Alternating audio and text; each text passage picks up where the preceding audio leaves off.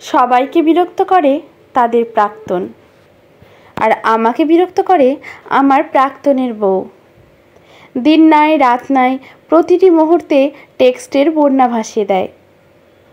তাদের কাপল পিক, একসাথে ঘোরাঘুরি, হাঁটা, চা খাওয়া, এমনকি একজন আরেকজনের দিকে তাকিয়ে যে হি হি করে হাসে, ওটাও আমাকে টেক্সট করে পাঠায়। আমি শুধু দেখি, কোনো রিপ্লাই দিই না। প্রতি লাইনে আবার বলে, সত্যি বলতে আমি তাকে পেয়ে অনেক খুশি, জিতে গেছি। কিন্তু আপনি ঠকে গেলেন। আপনার নিশ্চয়ই আফসোস হয়, তাই না? ইস! বিরক্ত হয়ে ব্লক করে দিলাম। ব্লক করেও শান্তি নেই। নতুন নতুন আইডি খুলে প্রতি মুহূর্তে বিবাহিত জীবনের আপডেট দেয়। আমি ব্লক করতে করতে ক্লান্ত, কিন্তু আইডি ক্রিয়েট করতে সে ক্লান্ত হয় না। বাধ্য হয়ে প্রাক্তনকে ফোন দিলাম। ফোন ধরতেই ধমকে উঠলাম, কি বেটা ছাগল, কোত্থেকে তোমার মতো একটা ছাগলি ধরে এনেছো? তোমার নিজেদের মতো ভালো থাকো না, আমাকে কেন জ্বালাচ্ছ? অপর পাশ থেকে নারী কণ্ঠ ভেসে উঠল, কে আপনি? ন্যূনতম কমন সেন্স নাই? একজন বিবাহিত পুরুষকে ফোন দিয়ে যা তা বলছেন। বুঝি তো, হিংসে হচ্ছে খুব। রাখেন ফোন, বিরক্ত করবেন না। উত্তর শুনে আমি তাজ্জব বনে গেলাম। এ কেমন পাগলের পাল্লায় পড়লাম রে বাবা। একসময় সব রকমের আইডি ডিলিট করে দিলাম। কয়েকদিন ভালোই কাটলো। তারপর দেখি কোত্থেকে একদল মানুষ আমাকে ফোন দিয়ে বিরক্ত করা শুরু করেছে। আমি নাকি তাদের ফ্যামিলির মেয়ের সংসার ভাঙতে এসেছি। রাগে দুঃখে সিমটাকেও অফ করে দিলাম। এর ঠিক 3 দিন পর বাসায় একটা পার্সেল হাজির। খুলে দেখে একটি চিঠি। তাতে লেখা আছে, আপনার জন্য ভদ্র ও শান্তশিষ্ট একজন মানুষের প্রাণ ওষ্ঠাগত। শীঘ্রই আপনি ফোন অন করে নিম্নে দেওয়া নাম্বারে ফোন করুন।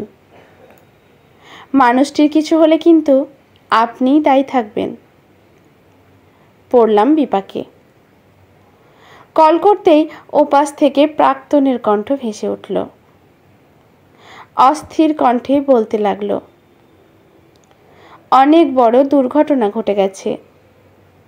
তোমাকে কোনোভাবেই কল টেক্সট করতে না পেরে আমার বউ খাওয়া ঘুম ছেড়ে অসুস্থ হয়ে এখন হাসপাতালে। তুমি প্লিজ ফোনটা অফ করো না। কথাটা শুনে ধমকে উঠলাম, মশকরা পেয়েছো? জ্বালিয়ে মারছে তোমার বউ। আমি তার কি ক্ষতি করেছি ভাই? ওর আচরণে মনে হচ্ছে আমি যেন ওর প্রাক্তন। প্রেম করেছি তার সাথে, সিরিয়াসলি। মাথায় প্রবলেম আছে? প্রাক্তন অনুনয় ভঙ্গিতে জবাব দিল, আসলে ও তোমাকে নিয়ে মেন্টালি প্রেসারে আছে।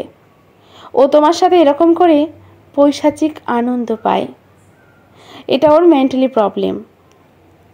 এই দেশে ওর চিকিৎসা নেই। আমি শীঘ্রই তাকে ডক্টর দেখানোর জন্য বিদেশে নিয়ে যাব। কিন্তু এখন একটু দয়া করো। ও যে কোনো সময় যা খুশি করে ফেলতে পারে, নিজের ক্ষতিও করতে পারে। এখন একটু তাকে কল করো প্লিজ, না হলে এই মুহূর্তেই শান্ত হবে না। এটা শুনে আমার একটু দয়া হলো। আমি ফোন দিলাম। প্রাক্তনের স্ত্রী আবারও সেই এক কায়দায় বলতে শুরু করলো, কি ভেবেছেন কি আপনি? মরে গেছি আমি? মরলে তো খুব খুশি, তাই না? আবার আমার হাজব্যান্ডের গলায় ঝুলে যেতে পারবেন। শোনেন, এত সহজে আমি মরছি না। ভুলেও আমার মৃত্যু কামনা করবেন না। আমি হতাশ হয়ে ফোন রেখে দিলাম। মনে মনে ভাবলাম, আমি তোমার মৃত্যু কামনা করি না। জনম জনম বেঁচে থাকো মা। আমার জীবন এখনো বাকি আছে না? ভাজা ভাজা করে খেতে হবে না? জানি না কি পাপ করেছিলাম। ঠিক তখনই একটা মেসেজ আসলো। আমাকে হসপিটাল পর্যন্ত পৌঁছে দিয়ে আপনি এখন কি ফোন দিয়ে আসছেন বলেন তো? আমি কিন্তু এত সহজে যাব না। আর সহ্য হলো না। একটা কাগজে তাদের নাম লিখে এক গাদা ঘুমের ওষুধ খেয়ে নিলাম। পরের দিন চোখ খুলল হাসপাতালে। মাথাটা কেমন ঝিমঝিম করছে। সব কিছু বুঝতে ও মনে করতে কয়েক মুহূর্ত লাগলো। মাথার কাছে একজন পুলিশ অফিসার এসে দাঁড়িয়ে আছেন। তিনি আমাকে আশ্বাস দেওয়ার ভঙ্গিতে বললেন, চিন্তা করবেন না, আপনার এই সিদ্ধান্তের জন্য যারা দায়ী তাদেরকে আমরা দ্রুত গ্রেপ্তার করব। আমি আমার টিম পাঠিয়ে দিয়েছি। শুনে আমার খুব ভালো লাগলো।